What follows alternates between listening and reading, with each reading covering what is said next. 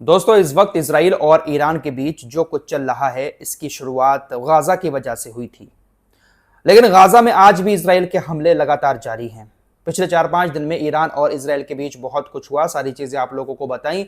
लेकिन इस वीडियो में आज सबसे पहले हाल गाजा बताऊंगा। गाजा के अंदर अभी भी इजराइल की सेना मौजूद है और अभी भी गाजा के निहत्थे लोगों पर, भूखे लोगों पर इजराइल की सेना के हमले जारी हैं।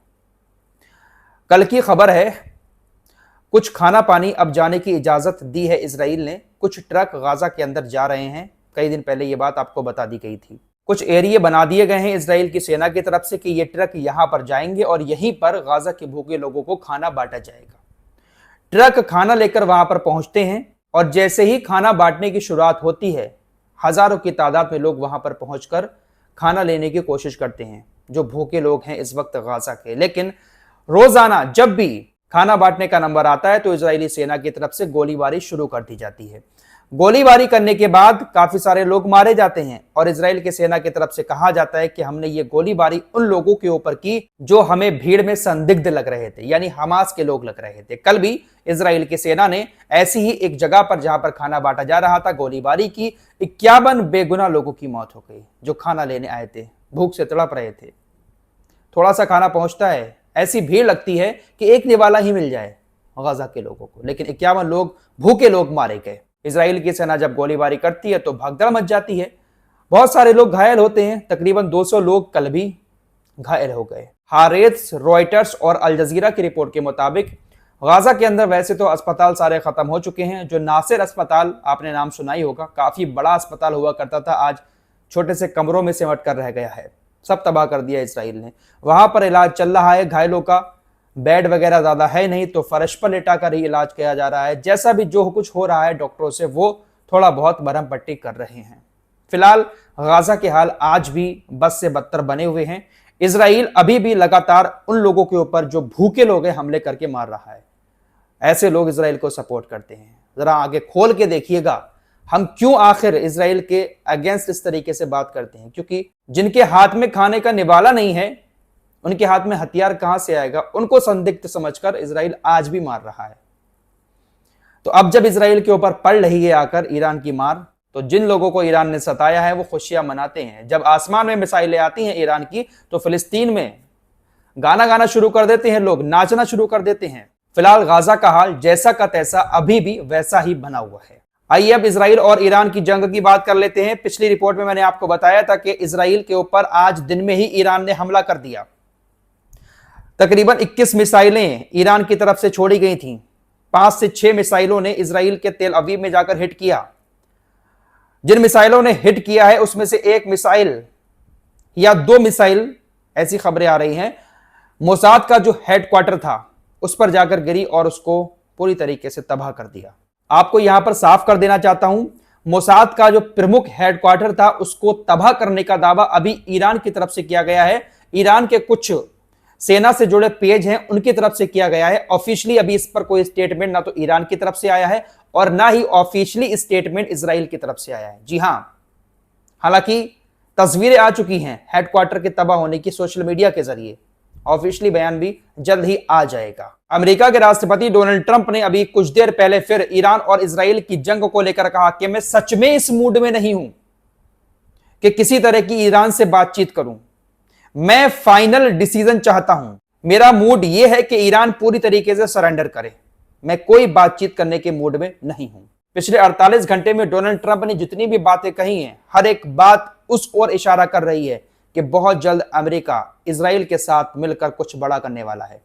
फिलहाल हो सकता है कि आज रात में ही कुछ बड़ा हो जाए। हो सकता है कि ईरान के ऊपर आज कोई बड़ी आफत आ जाए, बड़े हमले ये लोग कर दें।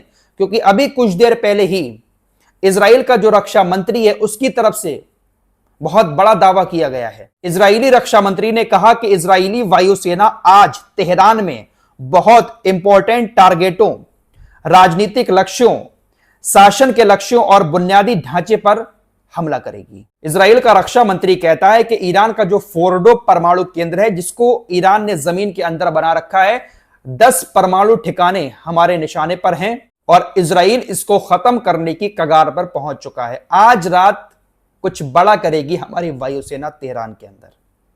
देखते हैं भाई रात के 10-11 बजे क्या होता है। कुछ तो प्लान कर रहे हैं ये लोग बड़ा, क्योंकि डोनाल्ड ट्रंप की तरफ से भी लगातार इसी तरीके की बातें कही जा रही हैं कि वो कुछ बड़ा करेंगे। डोनाल्ड ट्रंप की तरफ से इस तरीके की बात कही गई, उसके कुछ ही देर के बाद खबर आई कि दर्जनों अमेरिका के युद्धक विमान मिडिल ईस्ट के लिए रवाना हो चुके हैं। रिपोर्ट्स के मुताबिक 20 टैंकर F-35S और F-16S के स्क्वाड के साथ अब प्रिंस सुल्तान एयरबेस सऊदी अरब के लिए रवाना हो चुके हैं। तो अमेरिका अगर इस जंग में शामिल होता है तो बहुत करीब जाकर ईरान के वो हमला कर सकता है, क्योंकि ईरान के आसपास जो खाड़ी के ये जो मुस्लिम देश हैं ये सब अमेरिका के गुलाम हैं। हर एक देश में अमेरिका के सैन्य ठिकाने बने हुए हैं, तो ईरान पर हमला करने के लिए डिस्टेंस भी कम मिलेगा। आराम से अमेरिका हमला कर सकता है इजराइल के साथ मिलकर। देखते हैं कि भाई आज की रात क्या होता है। जुड़े रहिएगा हमारे साथ। चैनल को अभी तक सब्सक्राइब नहीं किया है, सब्सक्राइब कर लें, क्योंकि यहां पर बहुत आराम से कम टाइम में बहुत सारी बातें बताई जाती हैं। आगे बढ़ते हैं दोस्तों। आप लोगों को कुछ दिन पहले लेबनान के अंदर हुआ पेजर अटैक याद होगा। हिजबुल्लाह के लोग एक डिवाइस जिसका नाम पेजर है उसको इस्तेमाल करते थे बातचीत करने के लिए। अचानक से लेबनान के अंदर एक ही वक्त में हजारों पेजर डिवाइस फटना शुरू हो जाते हैं, ब्लास्ट हुए, काफी सारे लोगों की उसमें मौत भी हुई और बहुत सारे हिजबुल्लाह के लड़ाके घायल हो गए। यह पेजर अटैक इजराइल ने करवाया था, और जो पेजर डिवाइस इन लोगों के पास थी वो जिस कंपनी ने बनाई थी उस कंपनी ने पहले ही उसमें कुछ ऐसा कर दिया था कि उसको अचानक से सॉफ्टवेयर के जरिए हीट करवाकर ब्लास्ट करवा दिया गया।